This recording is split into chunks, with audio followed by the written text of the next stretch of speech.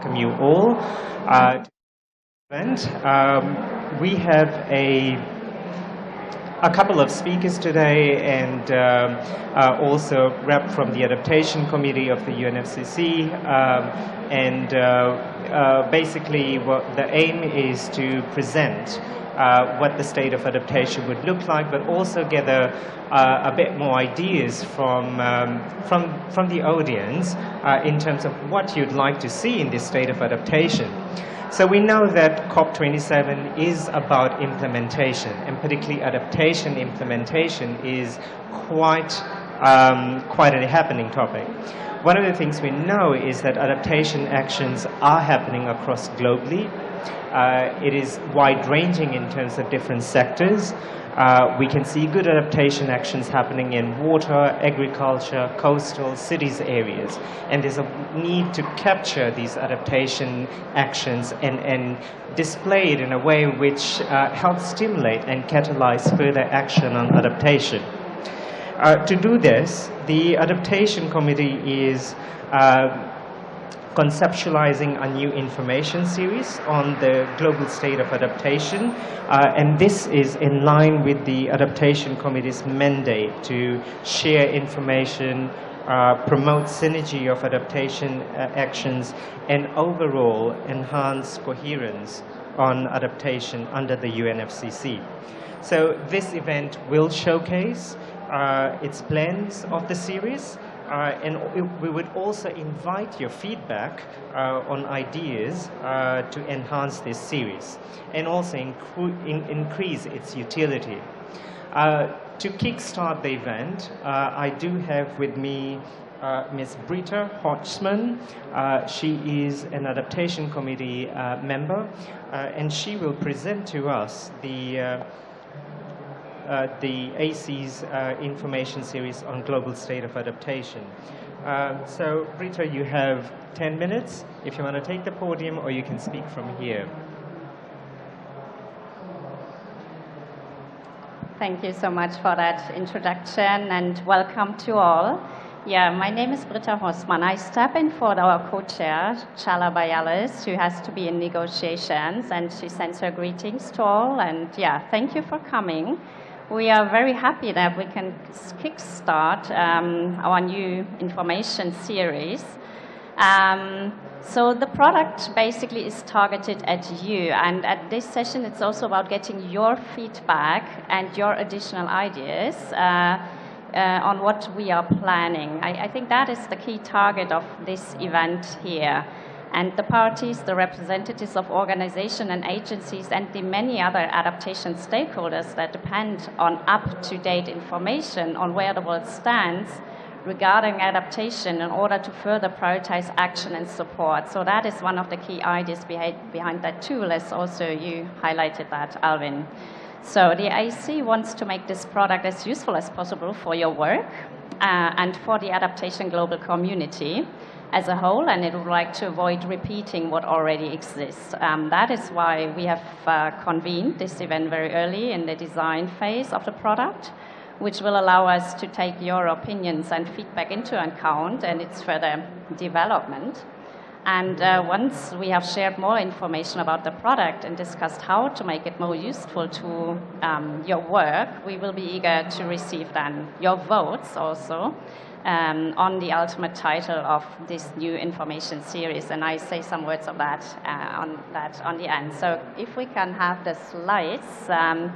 So why a new information series by the Adaptation Committee? So first, existing global level reports on adaptation focus, for example, on science, such as the latest IPCC report on adaptation, or on gaps, and a prominent example being the UN gap report, but not fully yet on adaptation actions being taken by parties on the ground. And second, and most importantly, information on adaptation action by countries is currently scattered across many different sources, and it is difficult, really, to maintain an overview and stay up to date on global adaptation action.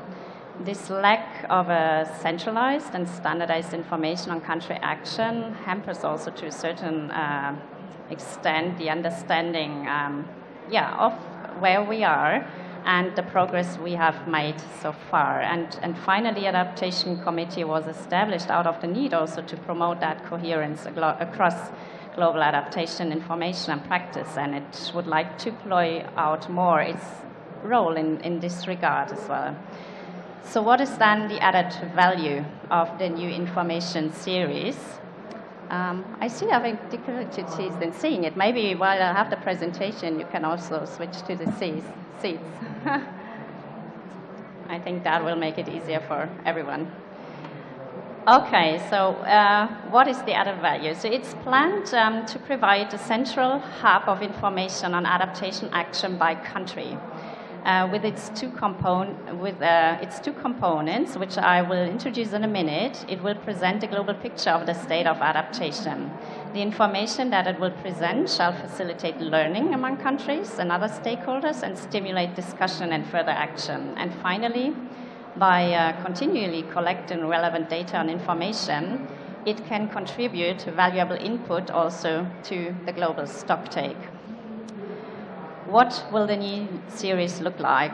The AC has planned to split the product into two components. So one would be an online information tool, which will present information on adaptation action by country, and the second is a periodic digital publication, which will summarize the country information into relevant statistics and be complemented with information on adaptation progress based on other than national sources. So, for example, related to themes or regions.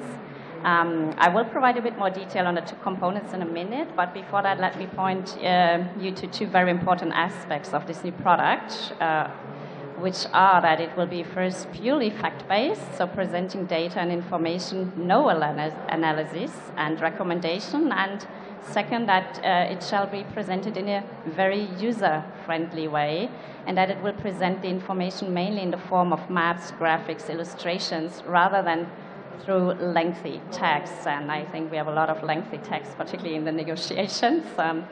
So yeah, that is the basic idea. And so turning to the two components.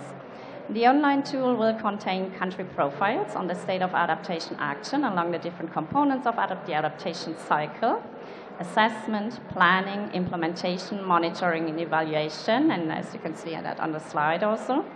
And this information would be purely based on self-reported information from countries. So, for example, national reports and communications to the UNFCCC, and an additional information shared by countries with the Adaptation Committee, because any country can also anytime share information or communicate to the Adaptation Committee.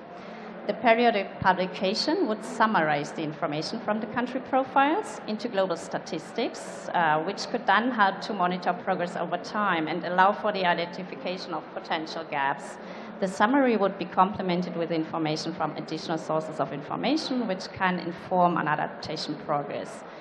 And for these additional sources, the current plan is to start with reports from a range of UN organizations, including the usual ones that have done a lot of work or are still doing a lot of relevant work on it, such as UNEP, UNDP, FAO, since they're also providing a lot of information and statistics and analytics on this matter, I think, which is quite important. So the idea is also to triangulate what parties are communicating with information from others, because there might be gaps in what parties are reporting, and what we want to avoid is that simply because there's no information coming from parties, it doesn't mean that the problem is not there. So I think this is a very important aspect also, but it's also important to keep the analytics stick to what parties are doing. The information that comes from the other sources could have different thematic or regional foci, and the scope of the source could grow and change over time, of course, and going, of course, also beyond UN organizations. The Adaptation Committee would select a range of sources for each iteration of the periodic review. Now, how can you all contribute to this? First, you can contribute immediately by sharing your feedback during today's session with a view to two questions. So the first would be, what type of information would you like to see in the series? what type of information would facilitate your work? And the second question is, how could that series best contribute to the global monitoring of adaptation and assessing progress in it? So that's the M&E part. And to get your feedback on that question, would be very valuable to turn it into a good product. And the other point is that, and this is for a bit later, you're all invited to share relevant data and information with the Adaptation Committee on country adaptation action or on specific adaptation progress within themes regions to keep the series up to date. And to this end, the Adaptation Committee will regularly invite parties, organizations, and other stakeholders to share such data and information. So as said initially, the focus of the event today is to get your feedback on this idea. And on the slides, you see 2 guiding questions which we would like to discuss with you further today, and including with our panelists. And welcome, Gebreyes. Thanks for joining. I know you're all very busy with negotiations. It's still very difficult in some of the rooms, so thanks a lot. You also see the different categories of information along the adaptation cycle, which we are planning to include in the country profiles of the online tool. And please take a minute to look at these categories and let us know whether they would benefit your work or whether you would like to see additional sorts of information in the country profiles. And you're also welcome to say if you think some of these categories are not needed and the profile should rather focus on a selected few, for example. And we would also be interested to get to hear your views on how this new series could eventually contribute also to the global effort of assessing, monitoring and evaluating, assessing the efforts that is happening on the ground. And we look very much forward to your feedback, and thanks again for coming. And I assume that we proceed with our guests and invitees on the panel.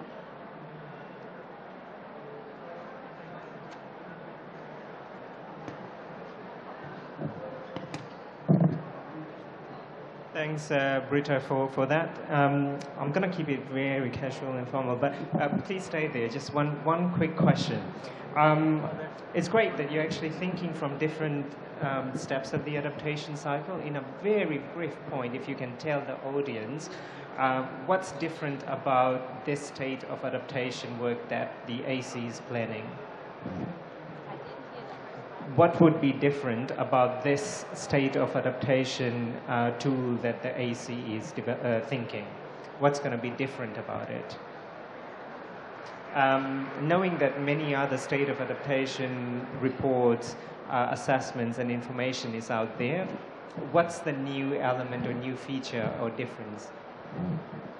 I'd say, or as highlighted in the presentation, parties do provide information on the work that is being undertaken, but what we see here also in this process is that it's scattered and it's in very many different products. So we have a proliferation of publications, and the idea is to synthesize that in a better way and make it thus available in a more accessible and easier way to others interested, so that what is being undertaken and communicated by parties can be compiled, so to say, in a one-stop go, and then by that way is more accessible to others. So I think that is one of the key ideas behind it, and I think it's also that the IC here is in a good position, or could be in a good position in collaboration with others to do that, since parties are communicating to the UNEP CCC on their actions being undertaken, and many of the other products, of course, take into account a lot of analytics and data from also outside, and that is very important because we need to triangulate also and look at the state of progress and problems from very different angles. But thanks, Britta. We'll keep that slide over there, and we will definitely have time for questions. what I would now propose to do is move into a panel of speakers and a respondent, and then give a little bit more time to kind of deep dive into these questions. If I'm right, there's also a Menti survey that will be coming up on screen at any time, and we'd love to get your feedback via the Menti survey as well. So we have interesting set of speakers over here. We will first start with Ms. Xianfu Lu. Xianfu Lu is a senior advisor and a good friend on adaptation and resilience to the Asian Infrastructure Bank. She specializes in climate sciences, scenario analysis, policy practices of adaptation to climate change. And Xianfu, you have the floor, please. Thank you very much, Alvin, and good afternoon, everyone. Can you hear me all right? This acoustic is not very good.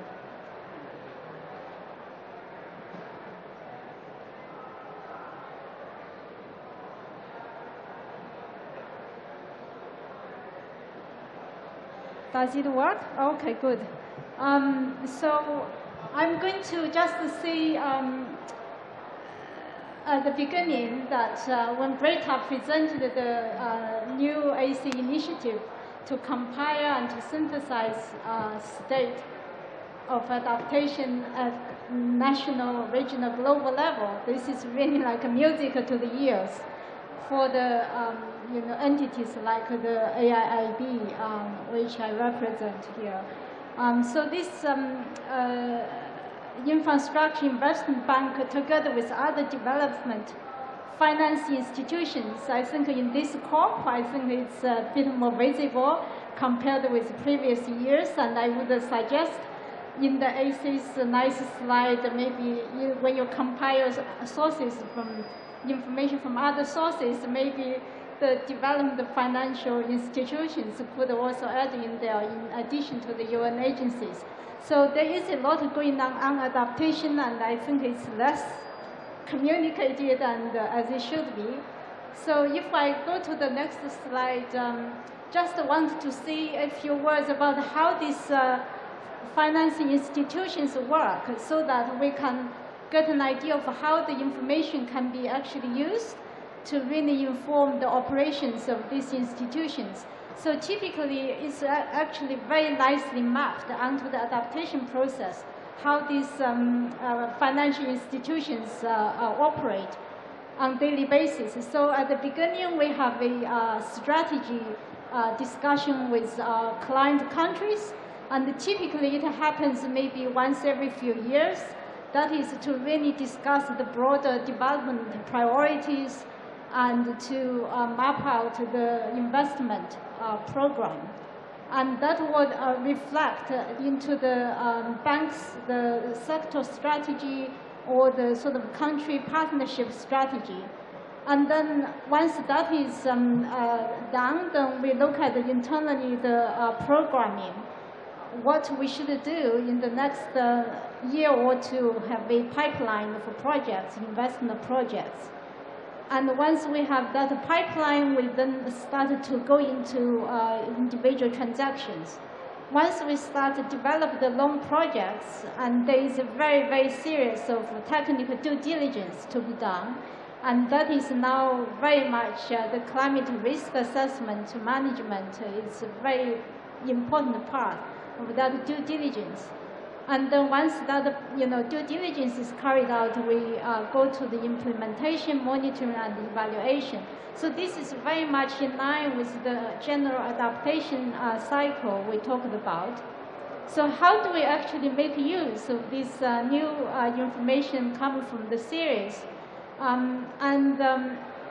So now we have, as a collective, the MDBs, multilateral development banks, realized that after many years of mainstreaming of adaptation into the internal operations, they now they need to shift from mainstreaming adaptation into actually the client countries' development planning process and the fiscal and the fiscal and the investment planning process.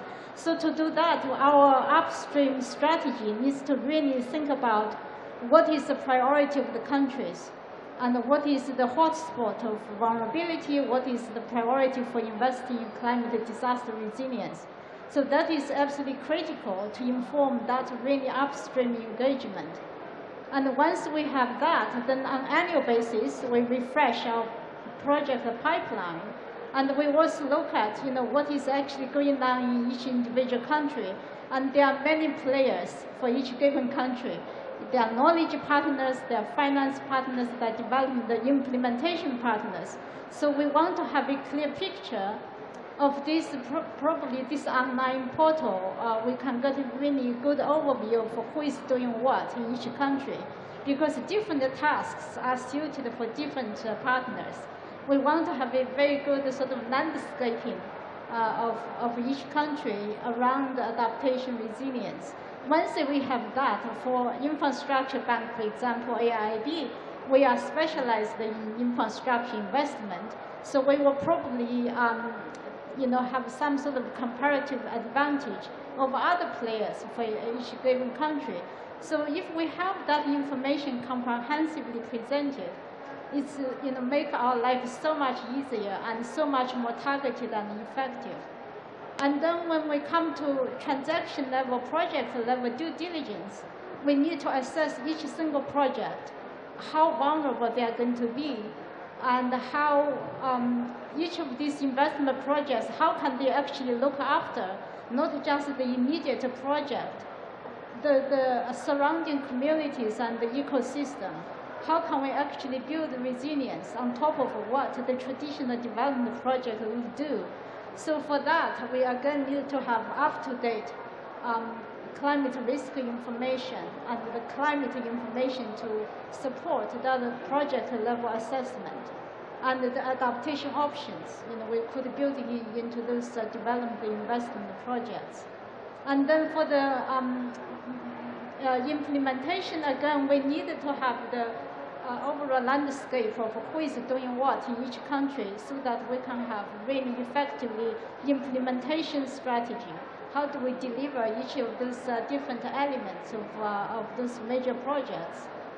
And when it comes to monitoring evaluation, so the banks have been very much focused on reporting, tracking our investment, how many dollars we spend on adaptation each year, sort of a beauty contest. And we realize that this is not probably, it's important, of course, we need to spend more money.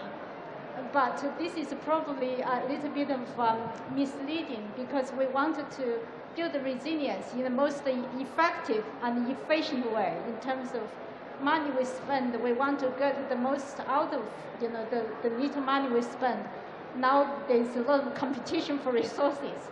So probably, this AC new information series, if we have this periodical assessment of progress, then we can also say how well we are doing with the money we are spending, so that we don't really get too hung up on the dollar we spend. We actually look at the results, how much resilience we build through the money we spend. And that would also make, to help us going back to the beginning of the cycle, how do we adjust our strategy? How do we partner with different players in each country? So this is very much, very, if done well, and I hope it will do well, will be tremendously helpful. And I would say, I think my bosses will probably come back to haunt me. I think if, this opportunity to put in some, sort of grants resources, we would be all willing to put in, because this is really precisely the sort of one of the barriers these institutions face when they're trying to deliver really meaningful, fit for purpose resilience investments. So I'm going to stop here, and I apologize, I will have to leave to another event, but it's great to have this opportunity to share with you how actually this infrastructure or development banks operate, and how it actually interact with the process and the AC's work here. No, thanks, Xianfu. very quick reaction in terms of measuring of adaptation beyond dollar values. And one of the things that we find from the Adaptation Gap Report series is that, well, we need to go beyond dollar values and actually see whether mainstream adaptation actions are actually helping reduce risk and vulnerability. So I think, you know, that dimension is quite important to actually capture in this. Before we lose Xianfu, I was just wondering whether there's any immediate questions for Xianfu before she leaves us from the floor.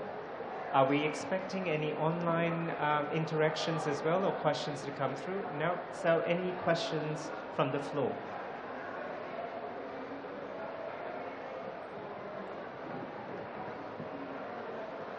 Thanks, Alvin. My name is Albert Salamanca from SEI. My question really is, how does this make sense for vulnerable groups and communities? Because I thought that's the challenge, right? And that's where information is needed. And there's already a lot of information, so the Adaptation Gap Report, all others, there's a whole host of information. Do you think we might just end up sort of spending all our time synthesizing the information, but really not ensuring that that information goes to the ground where it's needed?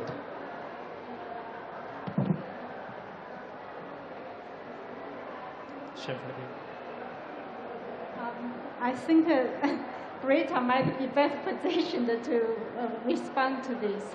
I think from the bank's point of view, and there is always special provision in all these institutions. For example, with highly concessional grants money earmarked for particularly vulnerable countries. So in AIIB, we have a special funding facility to really provide grants to LDCs and the most vulnerable countries to support a variety of activities. The project preparation, sometimes it's the emergency responses.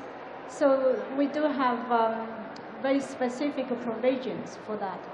And I don't know whether Britta wants to say something about the information series. Yeah, I think one has to be realistic of what the function of that report can be. And I don't think that we can provide the level of detail that it can be useful for a community, for example. However, I think what it can do is to provide a synthesis at a more aggregate level based on what parties have information, and then comparing that to existing information provided by UN organizations, and thereby also showing to what extent, for example, the vulnerability in one country is different to another. So it provides you a better overview, also to the extent of where further action might be needed. So it can highlight certain gaps, it can highlight certain differences with a view to the steps along the adaptation policy cycle. So the idea is also to start a simple, not overcomplicate things, but because it's one report, it can't provide the analytics for all purposes, but the main purpose is here to provide a more condensed, synthesized overview along the steps of the adaptation policy cycle. So the vulnerability risk assessment that was outlined, which is very important. So what kind of information do we have? What do countries report? And that, so the information we will be showcasing also depends on what countries are reporting. And that also, of course, is an information, and that in addition can be complemented by information available from other existing sources. So that is the kind of gist of it. So I think it can outline differences in even the availability of information. As I said also during my presentation, we might have white spots on the data maps, so to say, but that does not mean just because countries are not reporting that we do not have issues. Certainly that's not the case. So that in that case it's important to bring also information from outside, from the UN organizations, but also scientists, other views here. And I think that is the idea. But definitely the function and purpose of that project, it can't serve for all situations, actors, so to say. But and it's learning by doing also for us. So we are starting. We'd be happy to get your feedback, of course, also improve over time on the analytic lens, so to say, that we apply to the information that is being reported and what is needed in order, and that is very important to feed into the learning and the steps that might be taken based on that. So it can be seen as an information that provides you more an idea of where we stand in terms of the implementation of adaptation action. Thanks, Britta. And I guess the question on engagement of vulnerable community goes, and in recognition of the adaptation efforts, sits quite well with our next speaker, Mr. Binyam Gebreyes. And Binyam is a senior researcher at International Institute for Environment and Development. He has previously provided legal and technical support to the LDC group in UNFCCC negotiations, particularly on adaptation issues. As we transition to Binyam's talk, I'm just wondering whether we can bring the Mentimeter slide on the screen. Thank you very much, and first, apologies for coming late. The GG is still happening, and this is a very chaotic process, so we never know what's happening in parallel, but very pleased to be here. Can we go back, sorry, if we can go back to the cycle, because where was this when we were talking in the first workshop on GG, was my first question, because I think this would really have helped us understand what we wanted in a way, because now we're coming back, I think we're the multiple choice. Because now what we're trying to do under the global goal on adaptation conversation is understand how information can be at the global level understood, not collectively at least, whether we're making progress or not. So if we had this quite earlier over the past year, it would have been really great. So I think this work is quite commendable, and the fact that it's outside the process is very constructive, because I don't think policymakers are the best people in advising science. But how can this really inform the global conversation? What's the purpose? So for me, the purpose is not to have a kind of a literature base, but to advance adaptation action and support.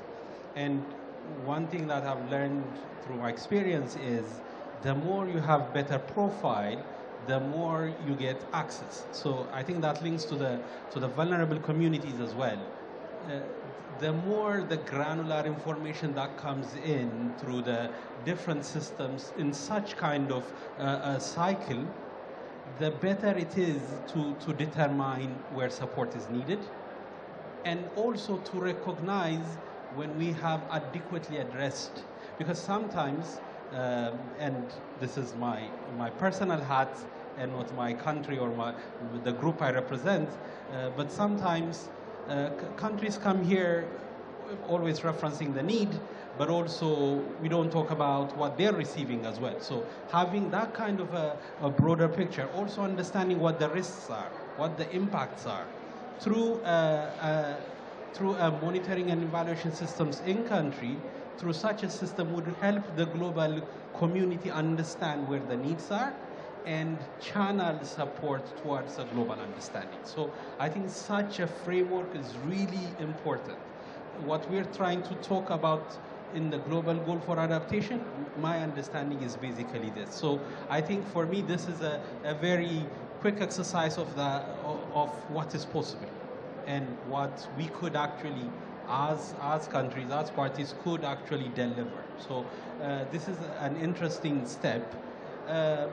In terms of my area in providing support on adaptation, I think this also really helps us push countries in their profile raising. Like sometimes they are doing work, but they don't understand which one is adaptation. So, so indicating what the global effort is also shows them that, oh, we're also doing this. We can raise this, and it brings profile, and it brings learning. there are so much lessons that are not captured in any way that could be profiled through such systems. And on a country-to-country basis, one thing that this type of information could really help us is trying to transplant monitoring and evaluation systems and customizing it to the national approach. Because our understanding, at least my understanding at the national level, is the local communities should have a participatory and ownership of the plans and push it through the governance structure that then builds up the national adaptation plans, which also is under the national development plan of the country, then channeled through the international system like this and the UNEP system, informing us where they are, and then we can see the progress going forward. So it's not necessarily, it could not necessarily be a mitigation like aggregation, but we can look at the collective effort we're doing. That would also address some of the transboundary conversations that we're having as well, because countries are sovereign powers that only deal with their own elements. So it would be really easy to map out transboundary adaptation needs as well.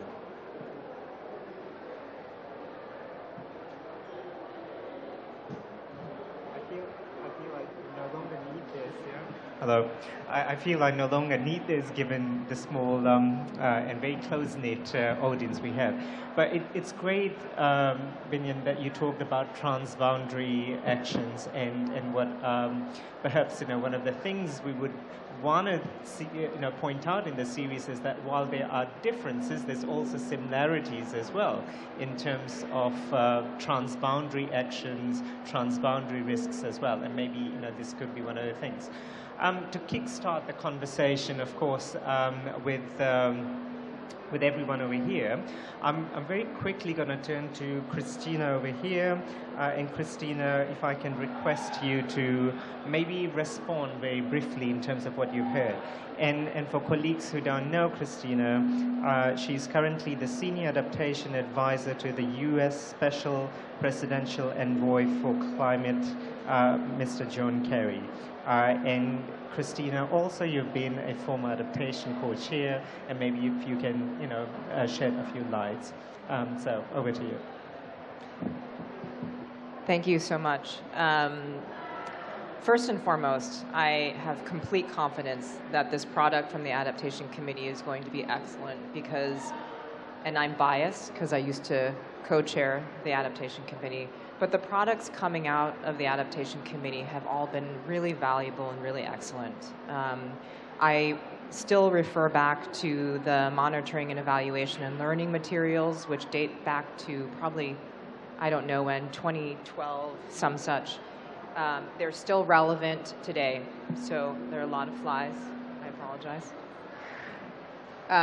So I have full confidence that it will be an excellent product. A couple of just reflections. When in 2010, I was with the U.S. State Department, and at that time, the U.S., Costa Rica, and Spain had co-hosted a adaptation partnership. One of the things we did in 2010 was we took 2 years working with IISD to do an inventory of adaptation, the state of adaptation planning and action at that time. It was global in nature, though only covering developing countries, but it was a country-by-country basis. And it had a section on latest science on vulnerabilities and risks. It had a section on latest state of play on adaptation planning and policies. It had a section on implementation and finance. It took 2 years to do this work, and the State Department really pushed IISD. They were not happy with us. It was really difficult for them to find the information country by country, and this was 2010. This was at the beginning of Fast Start Finance, if we all remember that. It was a different era. It was an era where we didn't really, I think, know as much about what adaptation was. It took them a long time to develop a methodology for what counted in what could be put into each country profile. And they struggled with finding the information. They could get the information from the MDBs, they can get the information from UN agencies, they could get the information if it was publicly available in reports.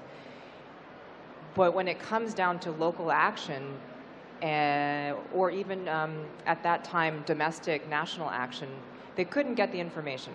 So it was an inventory of every single developing country. It was bundled by geographic region.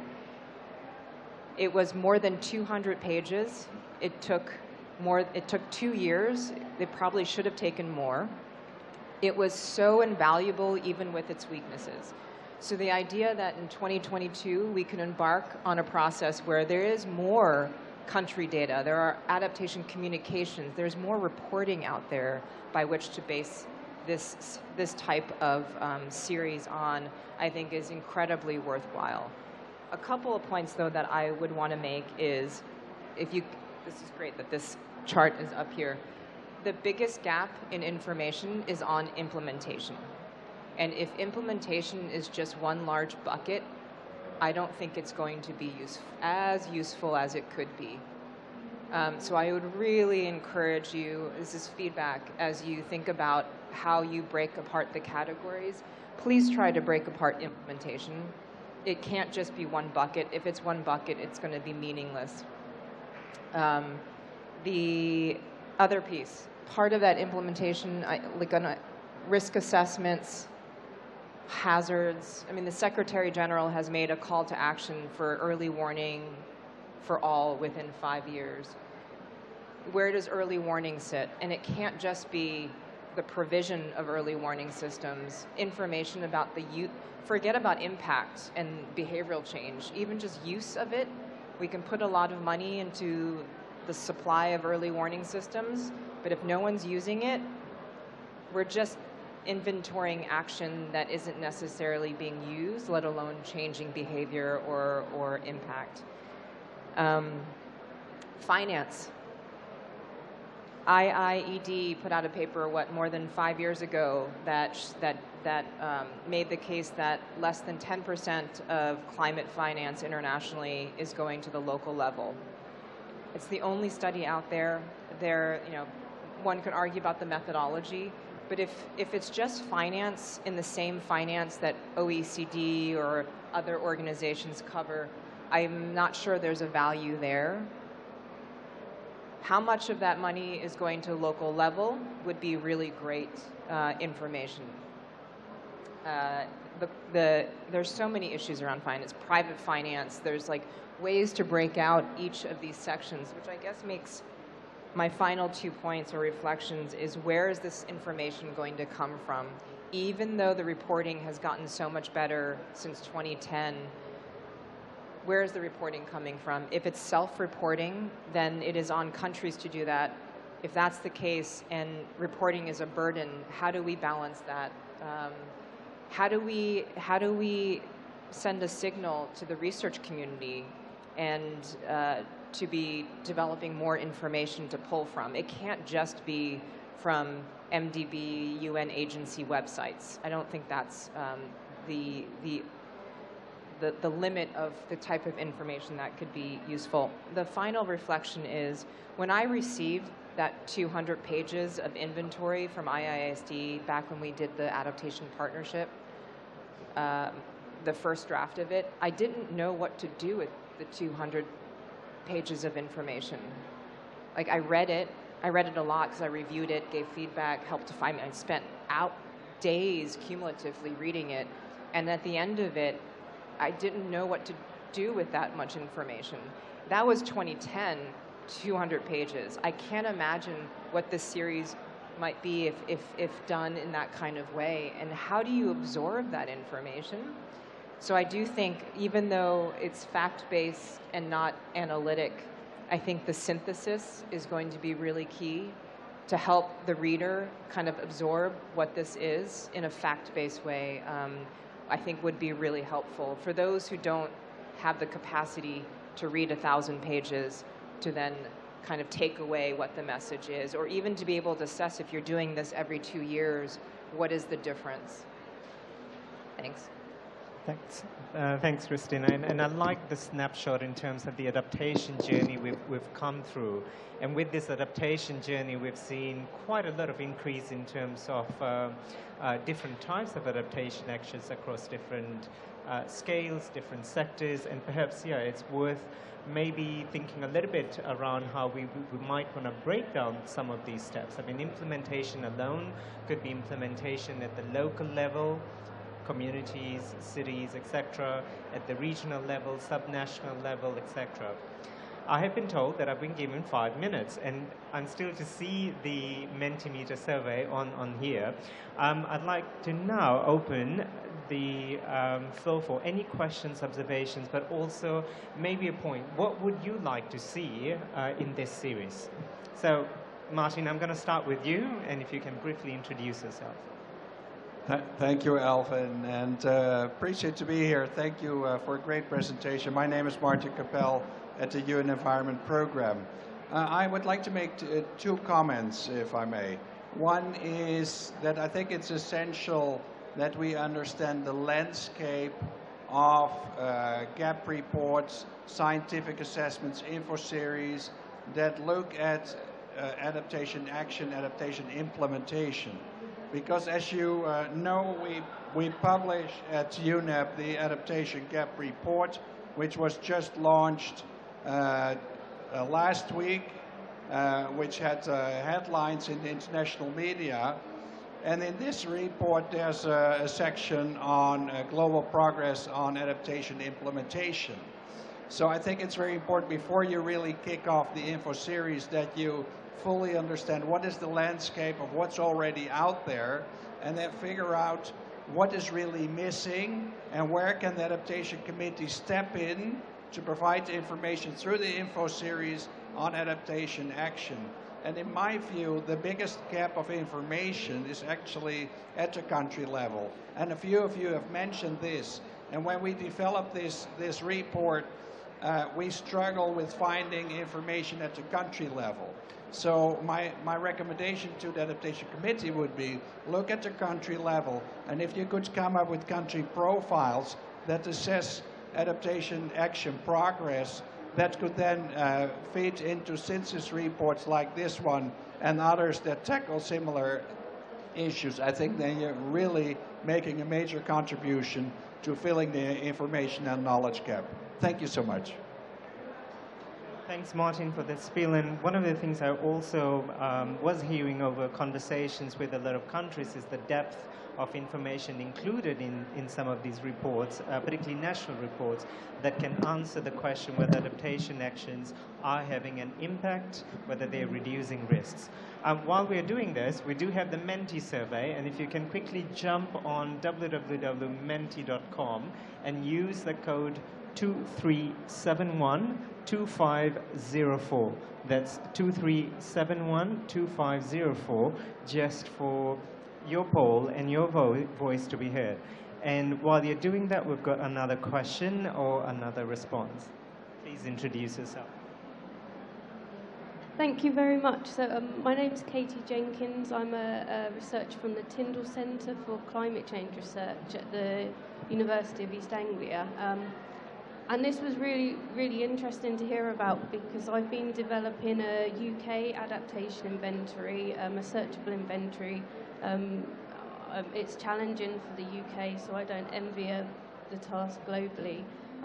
But some, I guess, reflections on what I found from the UK sort of work is that we have very good reporting in the UK through adaptation power reports. And we focused a lot on trying to, rather than looking at ambitions or plans or sort of policies to adapt, to actually focus on action. And that's something that our sort of stakeholders are very keen to see. They want to know how do these plans actually translate into action on the ground. We have a lot of sort of adaptation plans, but are they actually making any difference? What sectors are they actually helping? So I think focusing on the implementation part of the adaptation cycle is very important because that's the type of information we found is most useful, that you can share lessons in from sort of where adaptation has been implemented. I guess the biggest gap is that even with all these reports and this information, there's very little on monitoring or evaluation. So we don't know where people have put in adaptation on the ground. Has it actually had any benefit in terms of risk reduction? Who's benefited by how much? And that, again, is something that we've been asked for some more information on. But if it's not reported in the first place, then, you know, how do you extract that information from these sources? So I think some of it is very challenging. But, yeah, it's very exciting to hear about. That's an excellent point, and IPCC estimates that as many as 170 cities and countries are now including adaptation in their climate policies and plans. Similarly, you know, something that I picked up from the Adaptation Gap report is that 8 to 10 countries actually do have some form of climate change strategy. I have been told that there's a very hard end, and mostly because there's food and drinks outside. But I will allow 1 or 2 more reactions from the floor as we're doing the Menti survey, and we have someone over here. Yes, please. If you can introduce yourself. Yeah, so my name is Victor Bernard. I come from the Raoul Wallenberg Institute of Human Rights, and so I come from a human rights background, and we're working on climate change adaptation as well, together with SEI. I have 2 questions, or 1 comment and 1 question. First question is about capacity building, because we've been talking to a lot of various ACE focal points on capacity building, and it means so many different things. Capacity building within the government, capacity building for communities, capacity building for regional organizations. So we don't really, I mean, is the data going to take that into consideration? Because it was just clogged into one indicator. And the second one is, how do you work with data on cross-cutting issues such as gender and human rights? Is that going to be incorporated throughout? Because we are doing research on that particular aspect, and that will be presented later on at 4 o'clock at the Swedish Pavilion. But I'm just curious to know what you're doing to incorporate indicators on that. Yeah. Are there any other questions or comments? No. Okay, so with those 3 questions and feedback, I will now give opportunity to our panelists and speaker and respondent. If you can briefly maybe respond to a few questions and also provide your closing remarks, and we'll end with that. Britta, maybe, do you want to start first? Not sure whether there's still the time to respond to so many questions, and maybe we can have a chat also after this event. So, yeah, focusing, I think that the key is here to focus on the adaptation actions. And I think what puts us in a different situation than to other researchers is that countries are reporting to the UNFCCC. So I think there is that the AC is in a very good position to do that analytics. That I think that would be very difficult to do for another researcher, because countries automatically provide reports to the under the Paris Agreement and UNFCCC. So that is one of the ideas. And certainly it would be good to focus on the gaps, but it's also one key thing is, for example, if there's no information on NME provided, that is also an information. And having that analytics, that it's not yet even part of a report, means something also for taking national action. No?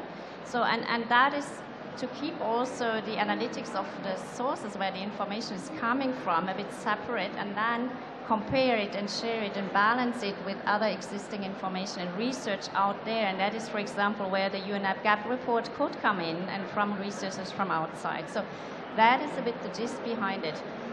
The implementation part is indeed the most difficult part, because how do you aggregate information from 7 countries? So we hope to get some more guidance from the GLASS work program ongoing on what key interests could be by parties, what they need information on, because I do assume that we all have different national targets, but also common ones which we share. Everybody would like to drink, eat, and so on.